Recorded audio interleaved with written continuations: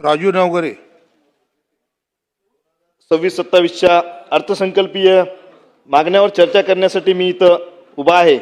सर्वप्रथम जलसंपदा विभागाच्या माध्यमातून मी या राज्याचे जलसंपदा मंत्री सन्माननीय विखे पाटील साहेब यांचे आभार मानतो की माझ्या वसमत मतदारसंघातील सिद्धेश्वर उपसा सिंचन योजनेसाठी कालच त्यांनी तिथं मागच्या काळामध्ये मीटिंग घेतली आणि त्या माध्यमातून माझा जो राज्यपालाच्या अनुशेषात असलेला जिल्हा आहे, माझा हिंगोली जिल्हा राज्यपालाच्या अनुशेषात आहे। 2014ला ज्यावेळेस मुख्यमंत्री फडणवीस साहेब होते त्यावेळेस हा सिंचनाचा अनुशेष त्या माध्यमातून निघालेला आहे। त्या बाबतीमध्ये विखे पाटील साहेबांनी बैठक घेऊन त्या विभागातील अनुशेष दूर करण्यासाठी प्रयत्न चालू आहेत। मी त्यांचे खऱ्या अर्थाने आभार मानतो की मागच्या काळामध्ये कैलासवासी शंकरराव चव्हाण साहेबांच्या माध्यमातून मराठवाड्यामध्ये जे काही प्रकल्प झाले त्यामुळे तिथल्या शेतकऱ्याच्या जीवनमान उंचावण्याचं काम झाले आणि आज एक खमक्या मंत्री आम्हाला भेटलेला आहे की त्यांच्या माध्यमातून कालच माझ्या विभागामध्ये असलेल्या सिद्धेश्वर उपसा सिंचन योजनेच्या कामाला त्यांनी तिथं फक्त सर्वेसाठी मंजुरी भेटलेली आहे। मी त्यांच्या माध्यमातून विनंती करतोय की पूर्ण प्रकल्पाचा पुनर्नियोजन प्रस्ताव आम्ही शासनाकडे सादर केलेला आहे।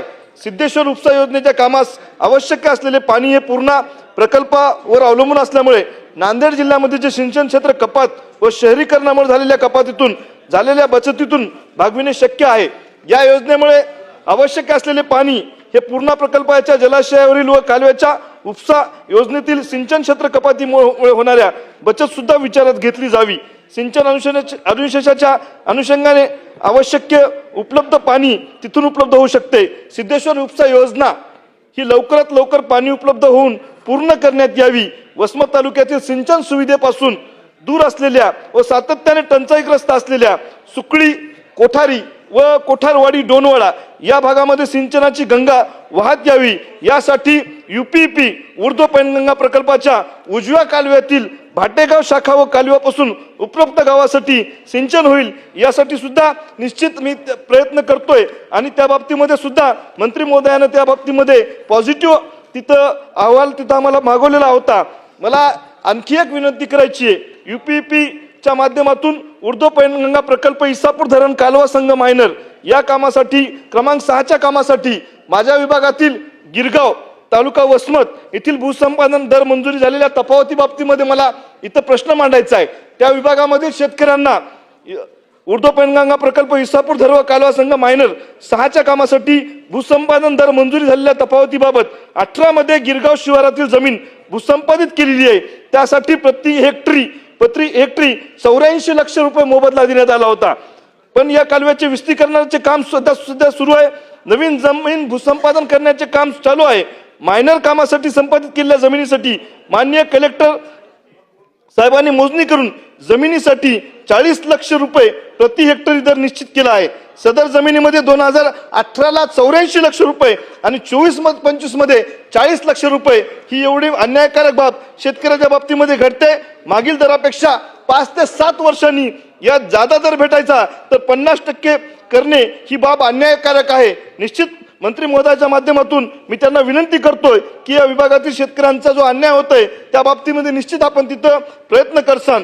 मागच्या काळामध्ये गोदावरी पाटबंधारे विकास महामंडळ छत्रपती संभाजीनगर अंतर्गत पूर्णा पाटबंधारे प्रकल्प वसमत मधील 1 हेक्टर 60 जमीन आम्ही तिथं मुलामुलींच्या वसतिगृहासाठी मागितली होती, पण आता त्या जागेवर जवळपास 32 एकर जागा तिथे एवढी इन्व्हेस्टमेंट वाढलेली आपल्या जागेची ती तिथला एकदम शहरातील मिडल भाग आहे आणि तिथं काहीतरी काम झालं पाहिजे। माझ्या विभागामध्ये मुलामुलींच्या जे मागासवर्गीय मुलामुली आहेत त्यांच्यासाठी तिथं वसतिगृहाची आम्ही तिथं मागणी केलेली आहे। नगरपालिकेसाठी काही प्रमाणात त्या जागेची मागणी केलेली आहे। जर तिथं अतिक्रमण झालं, अतिक्रमण आता खूप मोठ्या प्रमाणावर वाढलंय, पण हे अतिक्रमण तिथं काढून या मुलामुलींचं जर वसतिगृह तिथं झालं तर निश्चित या तिथं त्या बाबतीमध्ये काम होऊ शकते। या संदर्भाची मंत्री महोदय इथं समोर असल्यामुळे त्यांना मी विनंती करतोय की या संदर्भातली बैठक झाली, त्याचे मिनिट्स बाहेर आले, पण आता तुम्ही ज्या पद्धतीने वागता तसं जर बाकीच्या सगळ्या मंत्री महोदयानं वागलं तर तिथं फायदा होऊ शकतो।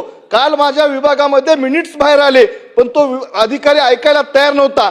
विखे पाटील साहेबांनी सांगितलं minister is a government, not a officer is a government, आणि ताबडतोब ते काम मार्गी लागलं. या पद्धतीने सगळ्याच मंत्र्यांनी जर काम केले तर माझ्यासारख्या नवीन निवडून आलेल्या आमदाराला सुद्धा त्याचा फायदा होऊ शकतो. त्याच पद्धतीनं मी आणखी विनंती करतोय की त्या विभागामधील जे काय आम्हाला ते जागा जर पाहिजे असतील तर सामान्य लोकांसाठी पाहिजेत, आणि तिथं त्या मुलामुलींचं वसतिगृह झालं तर तिथं ते मागासवर्गीय मुलामुली शिकू शकतात. यासाठी मी आपल्या सगळ्याला विनंती करतोय. त्याचबरोबर गृह विभागाच्या माध्यमातून मी मागणी करत असताना मला एवढंच सांगायचंय की जे काही या विभागामध्ये मागच्या काळामध्ये माझे नेते नामदार अजितदादा पवार साहेब यांचा जे अपघाती मृत्यू झालाय त्याची सुद्धा सखोल पद्धतीने चौकशी झाली पाहिजे. या महाराष्ट्राचे मुख्यमंत्री नामदार देवेंद्र फडणवीस साहेब यांच्या याच्यावर आम्हाला सगळ्याला विश्वास आहे. महाविकास आघाडीचे आमदारच नाही तर विरोधी पक्षाचे आमदार सुद्धा त्याच्यावर विश्वास ठेवतात.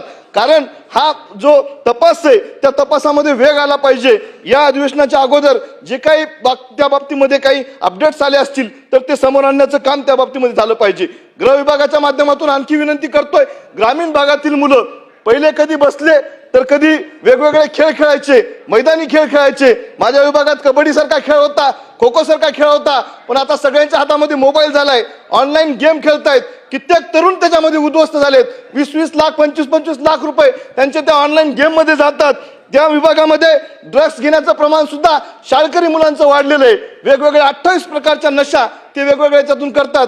त्यामुळं या विभागातील त्या विद्यार्थ्यांनी हातामध्ये नसामध्ये इंजेक्शन घेण्याचं काम असतील, वेगवेगळ्या 8वी 9वीच्या मुलांना सुद्धा हे सगळे नाद लागलेले आहेत. आपण सगळेजण लोकप्रतिनिधी म्हणून काम करतो, अजून आपल्याला आपण चलत असताना कधी पाय वाकडा पडू देत नाहीत, आपण सोप सुपारी खात नाहीत. पण या 8वी 9वीचे विद्यार्थी जर आपली पुढची पिढी अशा पद्धतीनं वागत असेल तर एक खऱ्या अर्थानं ही खूप मोठी गोष्ट होऊ शकते. मागच्या काळामध्ये मी ज्या जिल्हा मध्यवर्ती बँकेचा संचालक म्हणून काम करतो त्या विभागामध्ये तिथं चोरी झाली, आणि त्या चोरीच्या बाबतीमध्ये असं झालं की ते मुलं सगळे जे चोरी करणार होते ते सगळे या नशा करत होते. ते तिथं चोर नव्हते, पण या नशेच्या याच्यामध्ये त्यांनी हे काम केलेलं आहे. त्यामुळे मी गृह विभागाच्या माध्यमातून विनंती करतोय की अशी जी काही नशाबाजी आहे या नशाबाजीवर आळा घालण्यासाठी तिथं वेगवेगळे प्रबोधनाचे कार्यक्रम झाले पाहिजे. आज आपले कृषी मंत्री सुद्धा इथं आहेत. कृषी मंत्र्याचा एवढीच विनंती करतोय की काल जी शेतकऱ्यांची काल जी आपली कर्जमाफी झालेली आहे ती कर्जमाफी 2 लाखापर्यंत केलेली आहे. हे सरसकट कर्जमाफी जर झाली तर शेतकऱ्याला खऱ्या अर्थानं तिथं चांगले दिवस येऊ शकतात.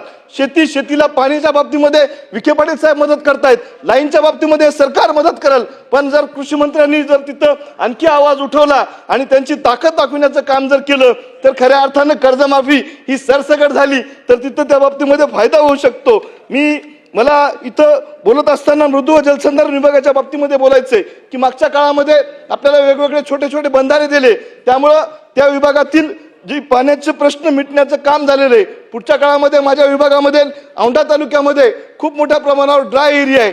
त्या विभागामध्ये शिरडशाहपूर येथे एक जर आमचा पाझर तलाव झाला, त्या विभागामध्ये डोनवाडा आहे, त्या विभागामध्ये सुकडी आहे, त्या विभागामध्ये आमचा केळी पाझर तलाव आहे. मी विखे पाटील साहेबांना विनंती करतोय की माझ्या विभागामध्ये केळी पाझर तलावाची आपण बैठक घेतली, त्या बैठकीमध्ये सगळं पॉझिटिव्ह झालं, पण मिनिट्स ज्यावेळेस बाहेर आले त्यावेळेस या अधिकाऱ्यांना असं सांगितलं की आपलं जे आहे तुमचं जे केळी पाझर तलाव आहे सिद्धेश्वरचा तर त्या बाबतीमध्ये ते आहे गोदावरीच्या खोऱ्यामध्ये आणि 1.5 किलोमीटरवर तिथं दुधना सुरू होतंय. पण तुम्ही सांगितलं त्यांना, दीपक कपूर साहेबांनी सांगितलं की हिंगोली जिल्ह्याच्या बाबतीमध्ये वेगळा निर्णय आपण केला पाहिजे. हिंगोली जिल्हा हा सिंचनाच्या अनुशेषात आहे आणि राज्यपालाच्या सिंचनाच्या अनुशेषात असल्यामुळं या छोट्या मोठ्या गोष्टीकडे आपण दुर्लक्ष केलं पाहिजे. निश्चित यावेळेस मंत्री महोदय या सगळ्या गोष्टीच्या बाबतीमध्ये